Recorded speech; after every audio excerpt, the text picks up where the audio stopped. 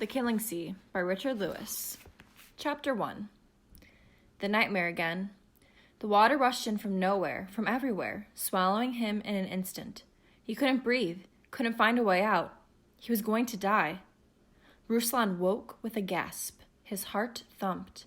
He swung out of bed to stand in front of the second-story window, taking deep breaths of the cool night air. In the distance, beyond the shacks and houses of Ujung Karan, which is in Indonesia, moonlight glittered on the sea. He knew he wouldn't be able to fall asleep again, so he sat down at his desk, turned on the light, and opened his sketchpad. 4 years ago, when he was 12, making him 16 now, he'd had nightmares of a monster. He'd drawn its picture, its scaly body and fanged head and barbed tail, and then ripped the monster in half. The monster never bothered his sleep again. Perhaps if he could draw the drowning nightmare, he could banish it as well. But he didn't know how to draw it. He often swam in the rivers and played in the ocean waves, but this drowning water was different. He didn't know its shape or form.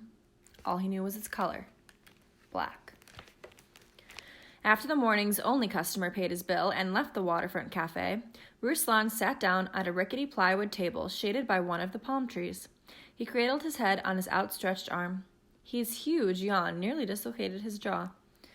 Why was he having such awful nightmares? Perhaps it was the sermon at the mosque the other Friday. Remember, a mosque is a place of worship for Muslim people. The preacher had warned of the coming flood, of God's judgment for liars and sinners. Was it a sin to drive his father's motor scooter without a license? Ruslan didn't think so. One can sin against God, sure, but how could one sin against the police? A breeze ruffled the harbor's water, and the sun twinkled off its surface. Tiny waves lapped against the shore's breakwater. A big tug tied to the pier released its ropes and gunned its diesel, smoke belching from its stack. Its propeller churned the low tide, stirring up black sand and muck into a dark boil. Ruslan frowned, an uneasy feeling pricking him, but the water quickly cleared to its usual murky green. He yawned again. The breeze felt good on his face. His eyes grew heavy. He'd have a quick nap, just a minute's snooze.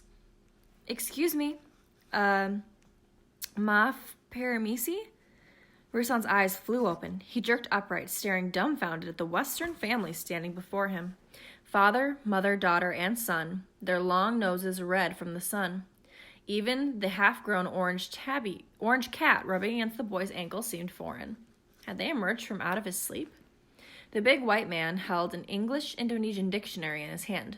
He flipped through the pages with oil-smudged fingers and found what he was looking for. Mesin rusak, he said. Broken engine. He nodded over his shoulder at a gleaming white sailboat that had just anchored off the jetty. He flipped more pages. Bengal. Mechanic's garage. Ruslan understood. I speak English.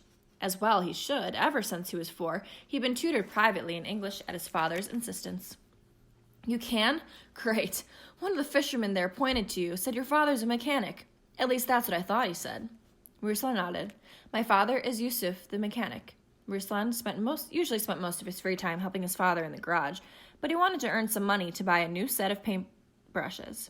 His friend had gotten him this part-time job at the cafe, afternoons after school, and all day during Sundays, the national holidays, such as today, and national holidays, such as today.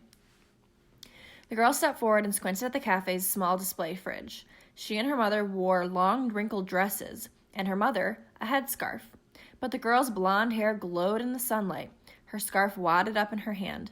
She had the bluest eyes Ruslan had ever seen. The only blue eyes he'd ever seen, at least in real life, not on TV. Hey, she said, they have cold Cokes right there. Well, I'll be a soda pop, the father said. I wonder if they have cold beer. I'm sorry, no, Ruslan said. We're a Muslim province. We don't sell alcohol. I know, just fantasizing. Can we have 4 Cokes? As Ruslan got out the drinks, a dozen kids gathered to gawk at the Westerners. Malabo, a small harbor town, didn't get nearly as many foreign visitors as the big city of Banda Aceh, with its grand mosques and golden beaches. Several other people sauntered down the breakwater to also have a look at the strangers. The mother whispered to the girl, Put on your scarf. This stupid dress is enough. I'm drowning in sweat. It's a local custom. But I'm not a local, am I? If they get offended, it's their problem, not mine. Put on your scarf. So barbaric. Sarah, respect their culture. I put on my scarf at Banda Aceh. Now it's their turn to respect my culture. If you don't put on your scarf, you can go back on the boat. The daughter glared at her mother, who calmly returned the glare with a level gaze. Ruslan, intently watching the drama out of the corner of his eye, nearly dropped one of the Coke cans as he put them on the table. He couldn't imagine any teenage girl in Malabo defying her mother like this. Fine, the girl snapped, and stalked back toward the jetty, where an inflatable dinghy was tied up to one of the bulwarks. She paused and said over her shoulder, You don't have to love me, Mom, but you should at least respect me as much as you do these total strangers. Whoa, the freckle-faced boy said. Sarah's sure in a bad mood. The mother gave the father an exasperated look, quickly tilting her head at the girl, telling the father to have a word with her. He grabbed a Coke off the table and strode after the girl. Catching up to her, he handed her the soda and spoke with her. She listened, rolling the icy can around her frowning, sweaty face. She shook her head. I'm not going to wear a scarf just to keep Mom from being embarrassed, she said loudly. Ruslan was sure she meant for her mother to hear. That is so hypocritical.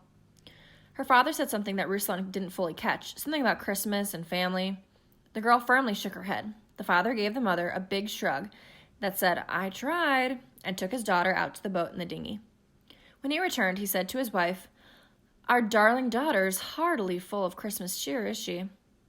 You shouldn't have let her have a Coke. Coddling her when she's like this doesn't help.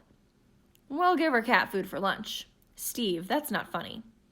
Just trying to lighten things up. 'Tis the season to be jolly, after all. He paid for the drinks and asked Ruslan, Where can we find your father? The narrow peninsula of Ujung Karan, sticking out of the Malabo like a tail, was a maze of streets and lanes where thousands of people lived. Ruslan's house and his father's attached garage were at the base of the peninsula, near the big stadium.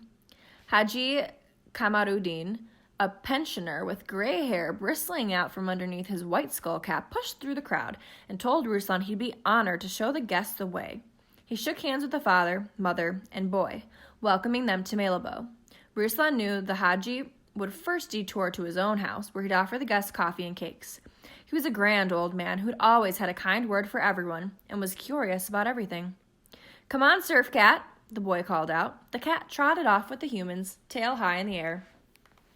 An hour later, the Westerners and the cat reappeared with Ruslan's father, Yusuf, who was wearing his mechanic's gray overalls and carrying his satchel of tools. The boy kicked a scuffed soccer ball back and forth with several of the local kids. He looked to be about 8 or so, and his body hadn't yet grown to match his big, clumsy feet. Yusuf put a skinny arm around Ruslan. My son, he said.